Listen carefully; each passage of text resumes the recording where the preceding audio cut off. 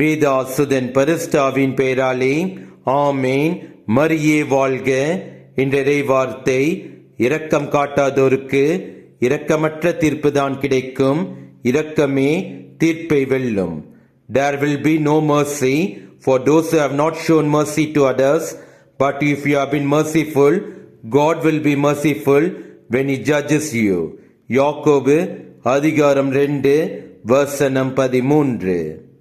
நம்மிடம் இரக்கம் இல்லாவிட்டால் நம்மிடம் நம் கடவுள் இயேசு கிறிஸ்து இல்லை. நாம் வளமுடன் வாழ்வதற்கு நம் கடவுள் இயேசு கிறிஸ்துவின் இரக்கம் நமக்கு மிகவும் தேவையானது.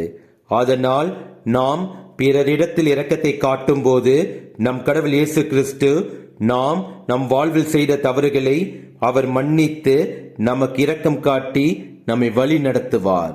இயேசுவுக்கே புகழ். மரியே வாழ்க. ஆமேன்.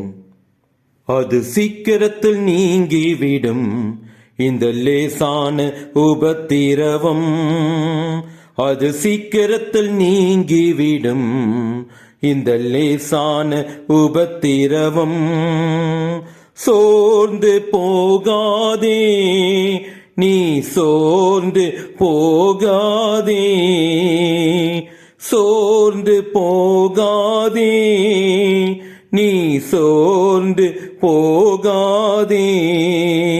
அது சீக்கிரத்தில் நீங்கிவிடும் இந்த லேசான உபத்திரவம், அது சீக்கிரத்தில் நீங்கிவிடும் இந்த லேசான உபத்திரவம்.